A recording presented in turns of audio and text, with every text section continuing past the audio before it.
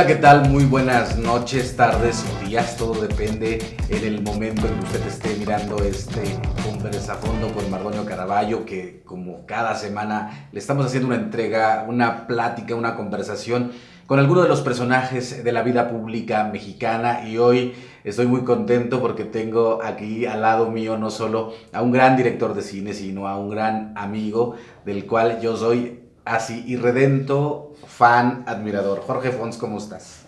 Muy bien, Mardonio.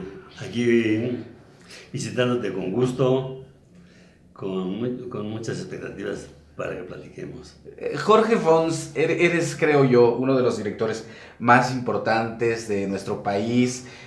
Haces un giro, me parece, un giro de tuerca en la historia del cine mexicano, en la forma de contar, con El Callejón de los Milagros. Pero antes de entrar al Callejón de los Milagros, yo quisiera preguntarte, Jorge Fons, por Caridad. Ese cortometraje que se incrusta dentro de de un largometraje donde está Fe y Esperanza. A ti te toca hacer Caridad. ¿Cómo surge Caridad? Bueno, para empezar, yo había hecho prácticamente ya dos películas con cortometrajes anteriores. Yo debuté con un cortometraje en una película, igualmente con ese estilo de tres directores, con cada quien con su historia. La primera fue con Manuel Michel y Tito Navarro, una película que se llamó Trampas de Amor. Yo hice el episodio final, que se llamó La Sorpresa. Después hicimos Tú, Yo, Nosotros, con Juan Manuel Torres, que hizo Yo, Gonzalo Martínez hizo Tú, y yo hice Nosotros también al final. Y después, con idea de Luis Alcoriza, hicimos Fe, Esperanza y Caridad. Esto ya fue en el 72. La idea era hacer tres películas críticas a partir de esas tres virtudes teologales. Luis se apartaba para sí mismo el episodio de Esperanza, y el de Fe se lo dio a Alberto Bojorquez. Y entonces yo hice Caridad. Yo digo, bueno, ¿qué? ¿El argumento qué? No hay argumento, tú tienes que escribirlo. Bueno, muy bien. ¿Pero qué idea? ¿Tienes alguna idea? Sí, hazte algo acerca de una señora que vive la caridad, hace caridad todos los días, y por andar haciendo caridad causa un problema tan grande que explota la bomba atómica. Ese era el argumento. Qué maravilla, porque además esa señora no es sino Sara García. Sí, Sara García, la mamá del cine mexicano. Sí, que bueno, sale de una señora que seriamente hace la caridad todos los días, en la iglesia, a los pobres y a los niños. Y tiene ya muy hecho su día, su chofer ya sabe todo, ya sabe dónde llevarla, cómo llevarla, y eso es lo que hacen todos los días, hasta que un día, por una moneda, dos niños se pelean. Y ese pleito hace que las mamás se peleen, y ese pleito de las mamás hace que los papás se maten. Uno mata al otro, uno se va al panteón y otro se va a la prisión. Lo que pasa es que la historia ahí se acaba muy pronto en la película misma. Antes del minuto 18 ya se acabó la historia. Y entonces ahora lo que queda es cómo recobra el cadáver de esta mujer para poder enterrarlo. Y en eso se va los siguientes 12 minutos para completar la media hora, y para que al final los dos niños se compartan la torta, porque para ellos no ha pasado nada. Maestro Fons, ¿eso podría funcionar como una metáfora de lo que está ocurriendo en el país ahorita? Claro que sí. Todos los sucesos crueles y dolorosos se pueden explicar como metáforas en estos momentos de dolor que vive el país. ¿Por qué? Bueno, porque en primer lugar, la gente vive peleando por una moneda, porque no hay trabajo, porque hay muy poco trabajo, porque los jóvenes estudian, si estudian, no ven un horizonte con cierta claridad, ni mucho menos. Más bien, a pesar de su título, la ven muy difícil. Y los que no tienen ese título, la ven peor. Y los que no tienen ni siquiera un estudio medio, o apenas básico, o a veces que ni básico, pues simplemente están ciegos. Es decir, incapaces de ver algo para ellos. No caben, son absolutamente prescindibles, como dicen las malas voces del sistema que vivimos, ¿no? Entonces, es muy doloroso que tengamos que ir a prisión o que morir para poder vivir. Luego, esa esfera que cubre nuestro universo de vida, que es la burocracia, el sistema, las redes que nos enredan, las legalidades ilegales e ilícitas en las cuales vivimos y que conforman nuestro modo vivendis, nuestro modus vivendis, nuestra manera de vivir, nuestra manera de comportarnos, ¿no? En donde, sí señora, le van a dar su cadáver a doña Cuca, le van a dar a la Camota, le van a dar el cadáver a su marido, pero tiene usted que llenar esto, tiene usted que ir a tal, tiene que ir a tal, y es un infierno, es un infierno. Es decir, aparte de tener que luchar para comer, que luchar para vivir, tienes que luchar para enterrar a tu ser querido. Entonces, es una metáfora total, hasta para eso hay que sufrir. Pareciera ser que esos dos mundos están tan claramente definidos, en donde el que tiene un buen beneficio económico por alguna razón, tiene garantizada la seguridad, garantizada la alegría, garantizada, bueno, desde luego, el sustento diario, la educación, la cultura. En la medida en que te despegas de ese sector, vas entrando a limitaciones que cuando te extremas a la otra orilla, pues no tienes nada, ni seguridad, ni esperanza, ni pan, ni techo. Entonces, en ese mundo se vive. ¿Se podría replicar eso, maestro, en el mundo del cine, si llevamos esto que está hablando hacia el terreno del cine? Sí. Por ejemplo, el cine tenemos una historia cinematográfica muy interesante. México hace cine desde el mismo año que se inventó la cámara. Ese mismo año 94, ese mismo año creo que ya estaba haciendo cine en México, en Puebla y aquí. Y desde entonces nace una pasión por el cine. A la gente mexicana le gusta el cine, le gusta ver cine. Y bueno, ya vemos que también les gusta hacerlo, porque ahora estamos haciendo 160 películas. A lo largo de esos, desde el 94 hasta nuestros días, hay una curva muy interesante en el cine mexicano.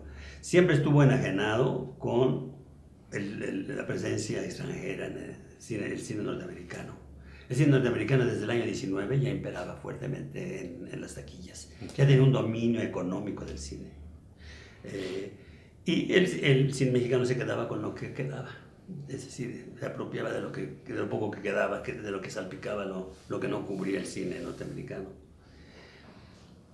En los años 30 y 40 el cine mexicano sufrió un florecimiento muy, muy interesante, de alta calidad, un buen número de películas en todos esos años y luchando cada una de ellas por ser mejor que la otra.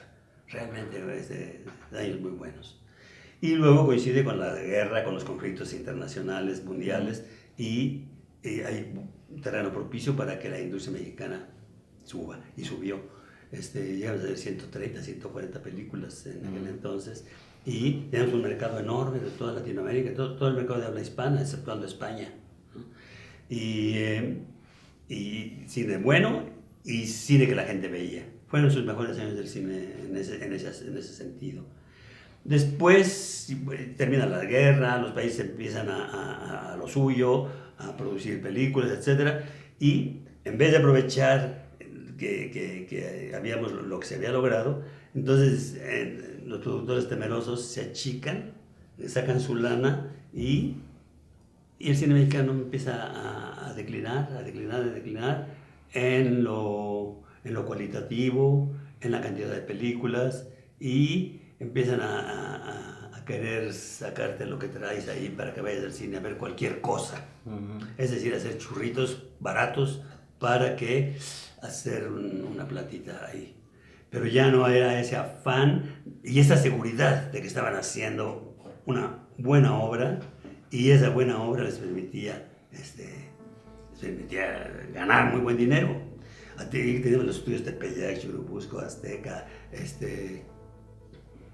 los Clasa, en fin, ya parecía, pues sí parecía Hollywood aquí. Se hacían muchas películas, había mucha infraestructura, muchos se iban a Estados Unidos para estudiar y para saber el negocio, y tenía ya, era toda una industria que tenía un importante lugar en el PIB, en el PIB mexicano, inclusive. Wow. Sí, se decía que, por ejemplo, agarraba el productor un teléfono a ver en Río de Janeiro, o a ver Buenos Aires, o a ver Caracas, etcétera. Mándame $5,000 porque tengo esta película con fulanito y pereganita. Claro que ahí te van. Entonces, con puros telefonazos, sacaba dinero para el presupuesto.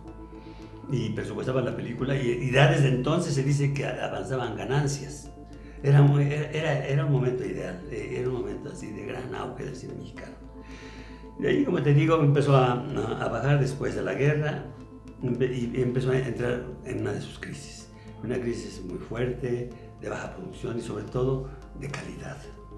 ¿Cómo vives tú ese momento, el momento del cine de ficheras, como se le conoce?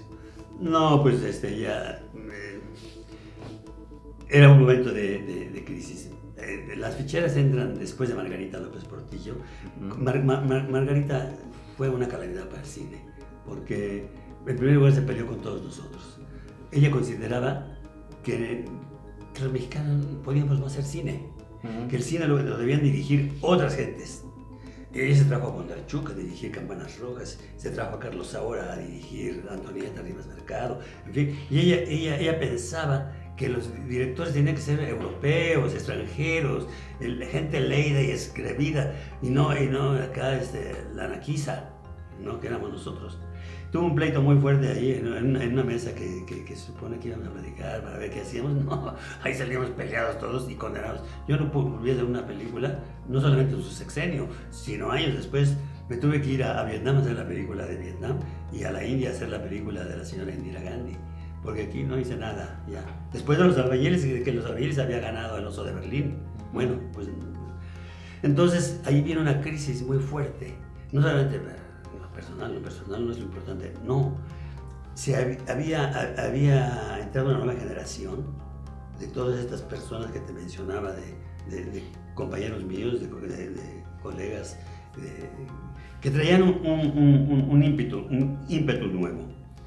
En los 60, que estaba en la mera crisis, hubo dos eventos muy importantes, que fue el nacimiento de la Escuela de Cine Universitario, el CUEC, y el primer concurso experimental. Hubo 3 concursos, pero el primer concurso experimental, que fue muy fuerte, y en donde pudimos ver la gran cantidad de gente que quería hacer cine, pero que no podía porque las puertas del sindicato estaban cerradas. Había una opinión ahí en la sección de directores del sindicato que decía que no podían entrar más directores porque se hacían más películas, o sea, había más directores que películas. Entonces se decía que las puertas estaban cerradas. ¿Qué cosa? Cuando yo te digo que empecé haciendo cortitos con 3 directores, eso fue en los Estudios América, es decir, fuera del STPC, en el STIC. ¿Por qué? Porque ahí empezaron a hacer películas de hora y media, no podían legalmente, desde el pleito de los años 40, que hubo la ruptura entre el STIC y el STPC, ahí se conformaron esas dos fuerzas. El STIC solamente podía hacer cortometrajes, documentales, etcétera, que no llegan a más allá de la media hora, noticieros, y los largometrajes los hacía STPC. O sea que el charrismo sindical llegó hasta el cine. Claro, sí, ahí una historia muy larga, curiosa, en donde también te expresa todas esas contradicciones y ese color que ya el Estado imprimía en todos sus actos y en todas las cuestiones que le interesaban tener bajo control. Bueno, en el STIC entonces dijeron, bueno, ya que no podemos hacer películas de 90 minutos, vamos a hacer 3 películas de 30, y entonces empezaron ahí subrepticiamente y se fueron legalizando, y quedó como una manera de hacer las cosas.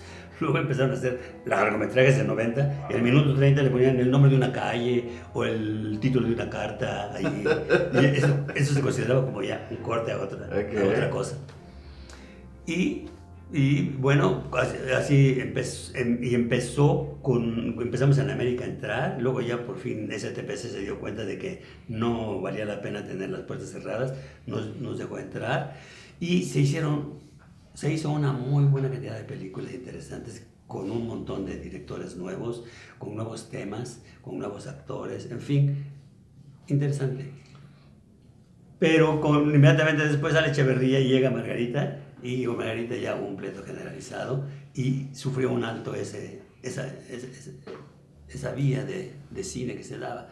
Entonces, el cine siempre ha sufrido esos vaivenes pendulares, donde va de un buen momento al cual se le llama nuevo cine mexicano.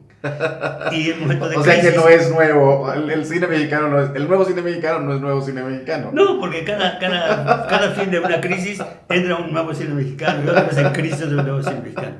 En la actualidad yo te puedo decir cómo hablar del cine mexicano actual. Se están haciendo una cantidad de películas súper importante. Están haciendo 160 películas. 160 películas, bueno, ni en los mejores tiempos de cuando se hacían 140 grandes películas.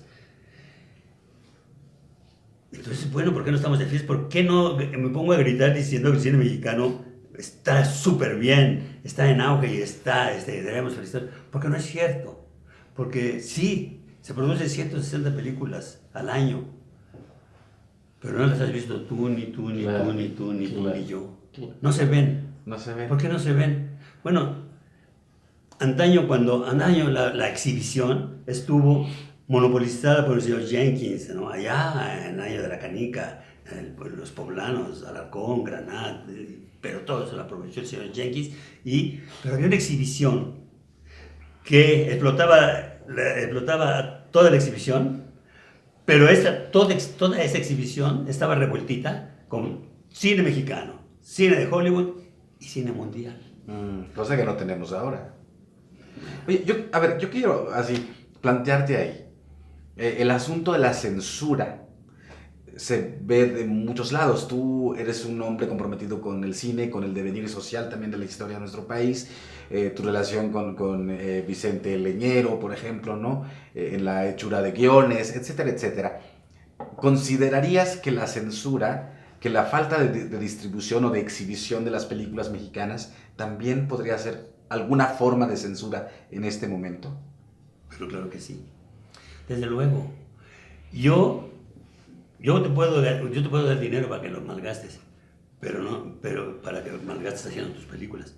Pero déjame ver cuáles haces y yo te digo si te las aplaudo o me hago el loco de que no existen. Es decir, la censura no deja de existir. Puede cambiar de intensidad, pero no de presencia. ¿Por qué? El sistema capitalista mundial tiene que matizar los hechos. Tiene que abrir la puerta para que salga la voz que puede salir, pero tiene que cerrar las puertas para otras voces que es mejor que no salgan. ¿No? Claro, nos ha tocado vivirlo. Entonces, por ejemplo, yo les dibujo en el pizarrón a los alumnos 2 triángulos y los junto. Uno con la base abajo y otro con la base arriba. ¿No? De manera que esta base va a coincidir con una punta aquí. Claro. Si aquí tienes toda esta cantidad de gente, tú puedes darle esta cantidad de hechos. En la medida en que va disminuyendo la gente, puede ir agrandando tu panorama, tu cantidad de gente. Es decir, tú puedes decir lo que quieras en un poema. Lo van a leer 4 lectores. Puedes decir, en la medida en que el medio es más popular, en esa medida tengo más gente ahí cuidando qué pasa. Lo voy a complementar con algo que me dijo Carmen Aristegui un día. Nunca hay que estar en primer lugar de rating, y porque justo te van a mirar más. Estamos en Conversa Fondo platicando con Jorge Fons, director de cine mexicano, apreciable y muy querido amigo. Vamos a un corte, eso es Conversa Fondo.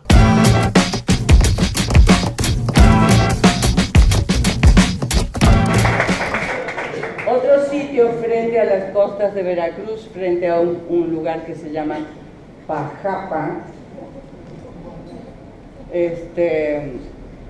un lugar. Es muy bonito, por cierto. Tan tranquilo, tan tranquilo, tan tranquilo que se mira el Concagao. Los chaneques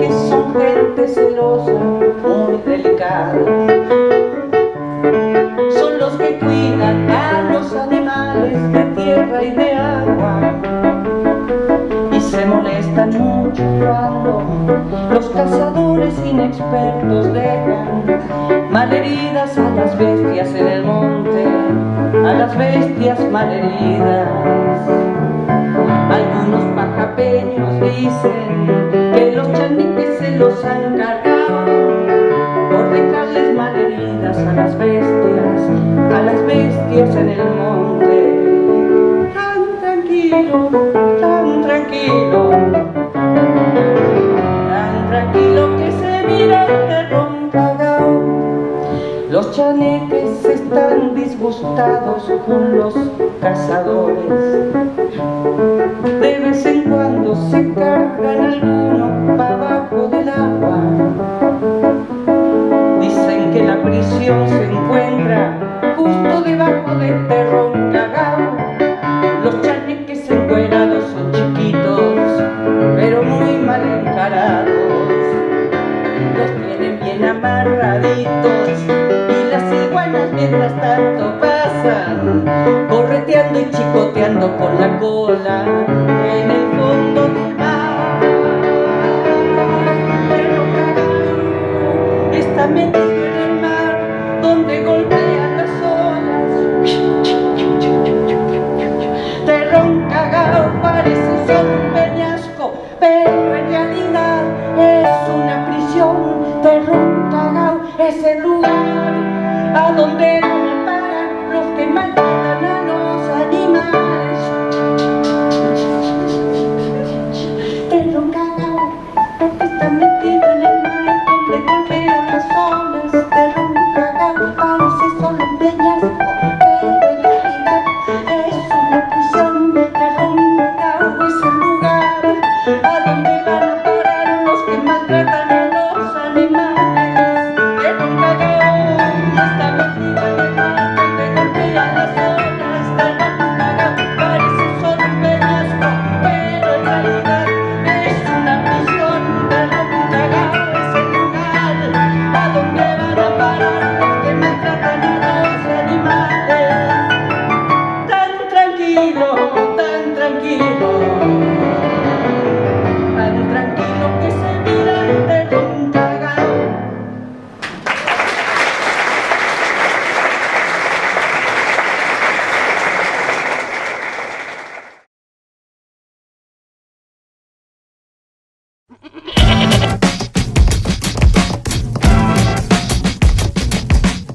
Y seguimos aquí en Conversafondo con Jorge Fons. Platicabas de la censura, este animal que se va transformando, que va mutando y que sin embargo siempre existe. El cine mexicano yo creo que tiene un gran referente en muchos directores que tocaron el tema social, tú entre ellos. ¿Cómo ves, ahora que estás hablando de que se producen una gran cantidad de películas en México, cómo ves la conjunción del tema social con el cine mexicano?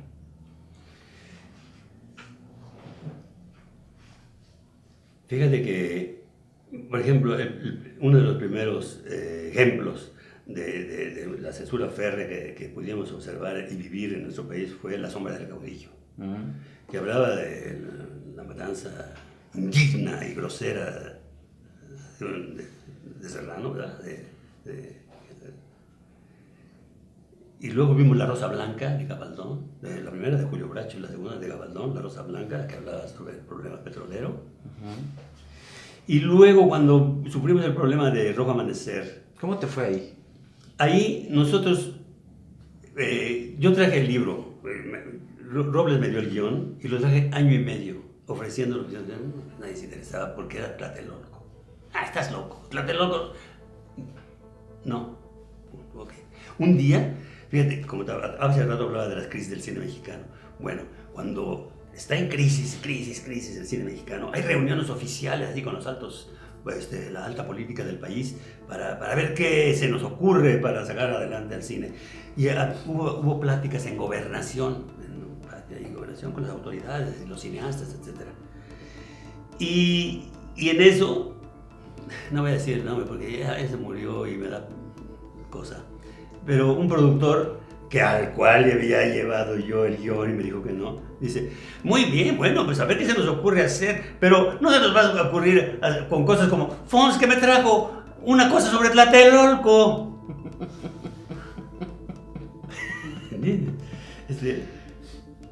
Resulta entonces que ese guión estaba condenado. Y una vez yo estaba haciendo un trabajo con Héctor Bonilla. Y dice Héctor, ahora que acabemos, vamos a hacer una película. Digo, Aquí está el guión. aquí está. Oye, pues sí. Órale, ahora que acabemos hablamos. Y cuando acabamos hablamos, y sí, le atoró. Entonces, la levantamos con saliva. Porque pues no teníamos productor, etc. Pero con puros amigos, María Rojo, él, los Bichires, etc. Y los hijos, su hija de Robles, su hija de Héctor, mi mujer Elvia, Julio, mi hijo, etcétera, llevando las cosas de casa para amueblar, etcétera, y siendo mis asistentes. Bueno. El guión se estilaba que cuando tú tenías un guión que iba a ser película, lo mandabas a Gobernación para que diera un dictamen. Wow. Ese dictamen venía a veces con cosas como, muy bien, pero en la página 18 el fulanito dice esta grosería, tiene que salir. En la página 73, la señorita fulanita se quita y queda en ropa interior, o se quita los calzones, tiene que salir. Ese tipo de observaciones. Wow. Ya no digo, si decían alguna cosa de carácter político, ahí te decían, eso es mejor decirlo de otra manera. Entonces nosotros decimos, bueno, hay que mandarlo, ¿qué onda? Entonces teníamos un amigo que había estado trabajando durante muchos años en el departamento de RTC, Radio, Televisión, Cinematografía de Gobernación, haciendo precisamente la chamba de los dictámenes. Del censor. Ajá. Wow. Oye, les vamos a Sambors, desayunamos, etcétera. Queremos que le hagas esto y que nos digas. ¿Podemos mandarlo a dictamen? Lo volvimos a ver a los 8 días. No lo mandan a dictamen. ¿Por qué? No les van a decir que no. Simplemente lo dicen del último cajón y les van a dar largas y se va a podrir el proyecto. Entonces, mejor ni lo hagan, o si lo hacen, no sé cómo lo van a hacer. Okay. Gracias. Salimos de ahí en el desayuno y, ¿qué hubo, Héctor? ¿Qué pasó? Pues, ¿qué pasó? O lo hacemos a escondidas o adiós. Pues vamos a hacer escondidas, pues vamos a hacer escondidas. Órale. Y entonces así ya decidimos un plan de acción de cómo hacer unas escondidas. ¿Cómo se llamaba Hernández? Mario. No, ese era el director de Mario, pero un señor Hernández que alquilaba equipo, te daba crédito. Daba crédito para que le pagaras después, ¿no? Yo dice, lo que necesiten de equipo, yo se los doy. 2, tengo un foro, bueno, que iba a ser foro, pero que no lo acabé, pero que si quieren, ¿dónde está? Por allá, pero enfrente del Estadio Azteca, por allá. Órale, nos interesa, por ahí nos lo juntas. Era un guacalón grandote, con los tamaños de un foro, pero arriba tenía esos techos que son así, y luego otro así con vidrios para que entrara luz y su techo. Pero ahí no había puesto vidrios, y ahí vivían todas las palomas del mundo. Entonces estaban cuando íbamos a filmar teníamos que hacer ruido para que se callaran. Y así lo hicimos. Entonces, como no teníamos patrón, doble productor, empezábamos a las 7 de la mañana y acabábamos a las 11, 12, 1, a la hora que nos considerábamos cortar, para hacerla así calladitos, etc. Claro, la lana se acabó, empezamos un lunes, se acabó, ¿qué? El miércoles, ¿no? Se acabó el miércoles, luego, y Héctor, como el personaje de Héctor era el papá, que desayunaba con los hijos así, etc., y tenía que ir a trabajar, ya no lo veíamos hasta en la tarde que regresaba en la noche, entonces fue a buscar productor, dinero, etc. Y fueron todos los cuates de García Márquez, Cuevas, todos iban, pero no había lana. Hasta que llegó a Valentín. Valentín Trujillo. Sí. Y yo nunca dejaré de agradecerle a Valentín que Abusaba también del vale, porque vio Marea Rojo, Héctor, Los Bichires, el Fons. Va, ¿cuánto han gastado? Tanto. Yo me hago cargo. Y además él era pariente del dueño del laboratorio de México, y entonces ahí se reveló la película, calladita. Los materiales iban saliendo y los guardaba Valentín en su oficina. Terminamos el rodaje en silencio, nadie se enteró. Yo me puse a editar en un cuartito de la oficina de Valentín, con mi editor, con Sigfrido García Jr. Y cuando la acabamos, me fui a la Jusco a hacer la música ahí con un hermano de César Costa. Okay. Y todo fue en silencio. Y cuando estuvo lista la primera copia, la mandó el Valentín a Los Ángeles por cualquier cosa. Y entonces ya mandó una copia a Gobernación para que diera la clasificación. Después de una copia se da la clasificación si es A, B o C, para mayores de tal edad, etc. Y la resolución no la daban y no la daban y no la daban y no la daban, no la dieron nunca. Y nosotros ya no sabíamos qué decir a la prensa, ya no sabíamos ya. Hasta que en una asamblea de la SOGEM, de la Sociedad General de Escritores de México, que en aquel entonces se hacían con la prensa ahí presente. Okay. Y entonces Robles, que era el escritor, dio la palabra y dijo: oigan, la película esta de Fons, que es Rojo Amanecer, un título que no era el que le había puesto originalmente Robles, que era Bengalas en el cielo, que era también muy buen título. Ya la mandaron a aprobación y no dicen nada de gobernación. Ya pasaron tantos y tantos meses. No, pero no es justo, votemos para que todo el mundo votó para exigir que ya la destrabaran. Y como estaba la prensa, se hizo un escándalo. Eso sirvió, y al poco tiempo ya le permitieron salir, pero con unos pequeños cortes. Ajá.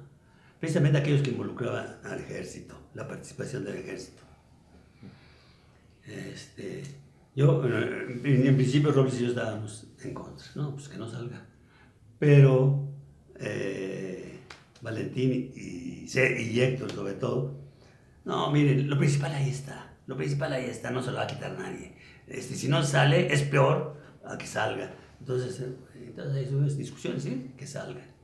Que es muy interesante. Pero una cosa curiosa. ¿Sí?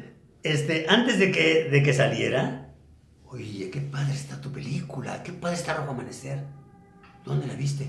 ¿Cómo dónde la vi? ¿Cuántas copias quieres? Está en la piratería.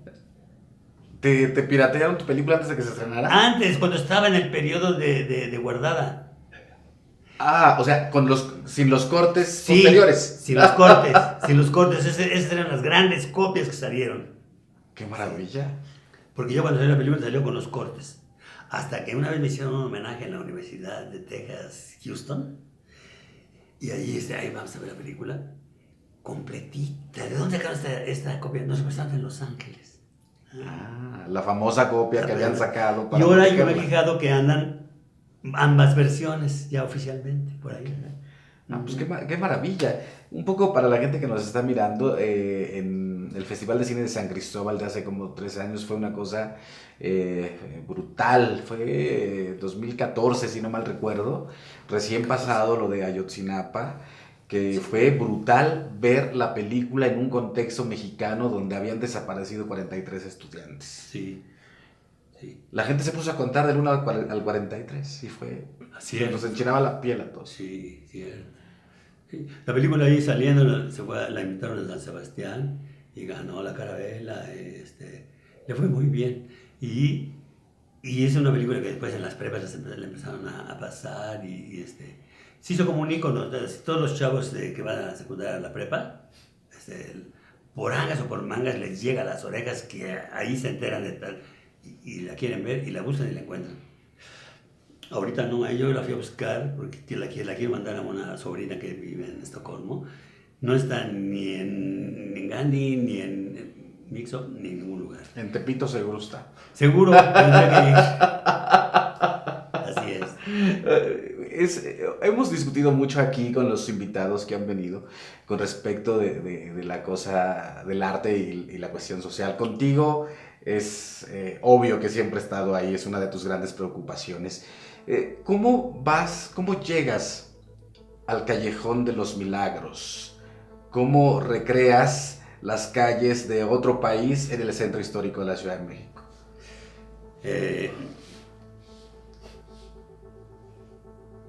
Yo había hecho una película para don Alfredo Ripstein, el papá de Arturo, Alameda Films. Había hecho una película ahí en el 70, junto con Caridad, y juntitos. Le dije a don Alfredo, me tengo que apurar porque voy a hacer un corto. Ya es su corto, que haga mi película. La hicimos. Era un western con guión de Arturo Ripstein, que se llamó $5,000 de recompensa.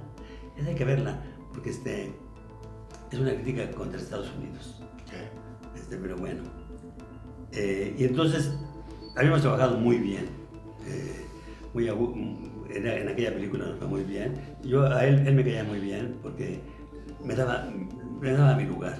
Yo en $5,000 hacía locuras, inventaba esto, inventaba aquello, y él calladito y me dejaba. Entonces yo siempre lo quise mucho por eso.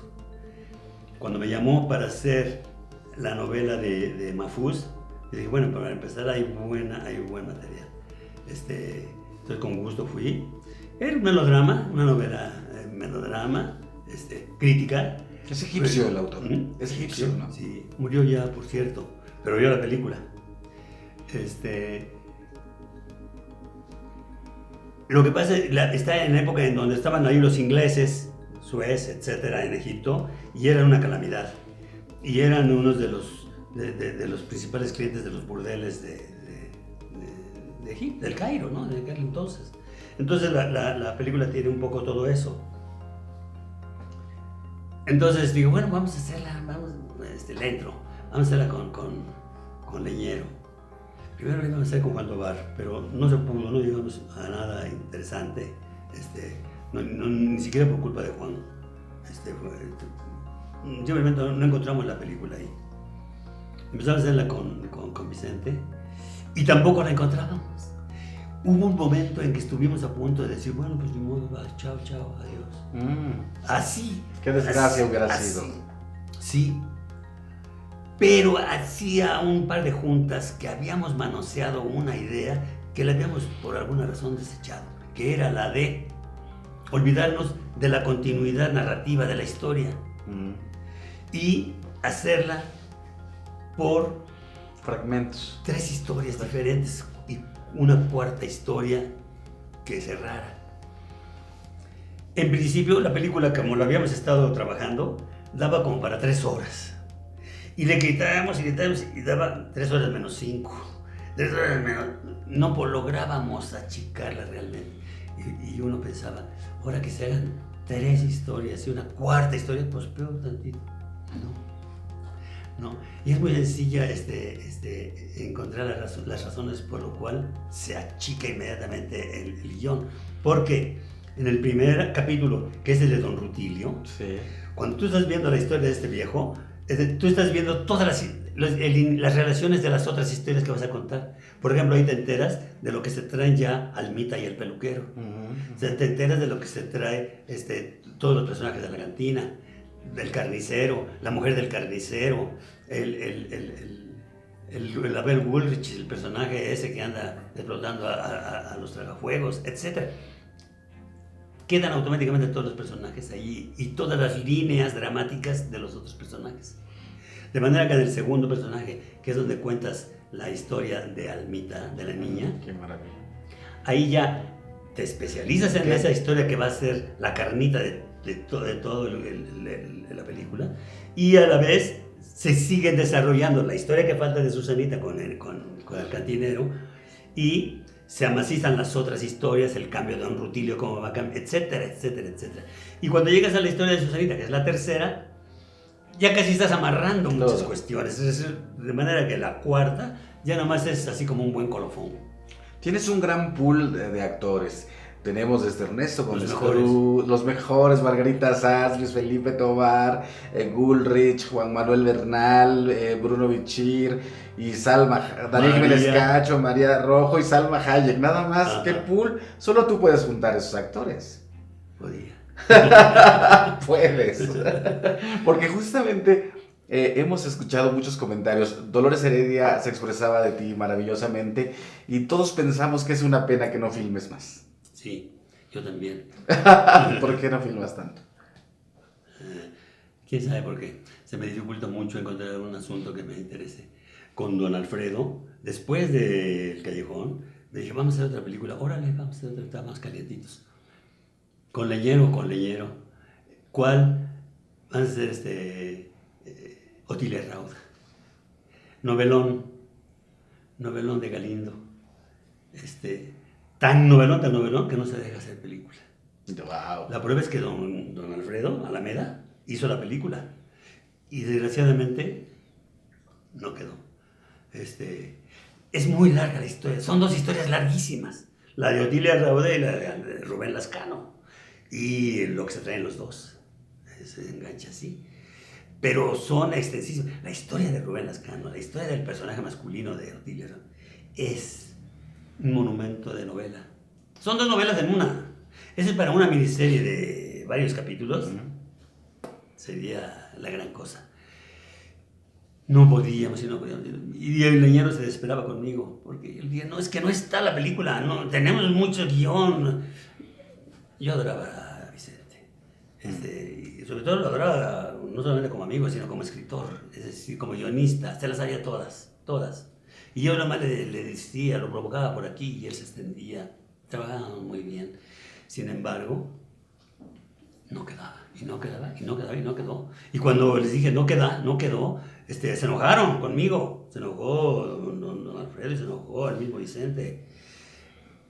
Pero les demostré que no existía la película. Yo hasta soñé, tuve un sueño horrible, en donde Otilia Rauda iba encuerada, montada en un caballo que caminaba hacia atrás en una calle que tenía pedacitos de calle y hendeduras, abismos. Y había otro pedacito de calle y abismo, así como que la calle tasajeada, pero no tasajeada con hoyitos, tasajeada con abismos. Y el caballo iba, no se caía, pero iba hacia atrás así caminando. Horrible, una sensación muy fea. Yo les dije, no, don Alfredo no solamente no lo voy a hacer, no, sí la voy a hacer, claro que sí, adiós, no. Bueno, él se enojó. La hizo. Bueno, hasta su salud se molestó con esa película. Él se enfermó muy feo, se lastimó una pierna muy mal, su salud ya no fue igual después de esa película. En la película le fue terriblemente mal. No había. Vino un guionista interesantísimo, Jorge Goldenberg de Buenos Aires. No se pudo. No hay manera. Esas hay que contarla de manera larga, como es la novela. Si no, dejas fuera, te machucas los dedos con la puerta. Jorge, pues contigo podríamos hablar horas y horas y horas. Estamos llegando ya casi al final. Yo nada más quisiera preguntarte, con todo el cariño que te tengo, el respeto que te tengo, ¿qué te falta por hacer, Fons? No sé, yo quisiera hacer una película. No sé cuál. Estoy escribiendo un guión, a veces me meto a trabajar otra idea de otro guión. Como que ando viendo a ver, de que de repente, qué 20 sí me cae, ¿no? Eso, en espera de hacer un cruce, son cruces. Tú te cruzas con aquella historia que sí. Andas cruzándote con muchas que no. Y de repente cruzas con aquella que sí. Y como que ando esperando ese cruce que bueno, se tarda, ¿eh? Bueno, siempre se ha tardado. Después de Los Albañiles que le hice en el 76, yo volví a dirigir hasta el 89. ¿Cuántos años son? 13. Sí. Que ya fue Rojo Amanecer. Fue Rojo Amanecer. Después 5 para El Callejón. Después hicimos 16 para el atentado. Para el atentado. No, pues ahorita apenas llevo 6. Que Elvia y yo salimos ahí. Ahorita apenas llevo 7. Jorge, muchas gracias por acompañarnos. No, al contrario, me mando un saludo a todos. A toda la gente, a Elvia, a todo el staff, que todo el mundo estamos aquí pendientes. Muchas gracias. Gracias a ti, Mardonio, como siempre es un placer estar contigo, platicando, discutiendo, trabajando. Trabajando, Hemos sí. trabajado ya varias veces. Sí, eso es una maravilla. Me ha tocado trabajar con Jorge Fons varias veces y toda mi admiración. Y yo también me uno a ese clamor de todos los demás donde preguntan por qué no filma más Jorge Fons. Esto es Conversa Fondo.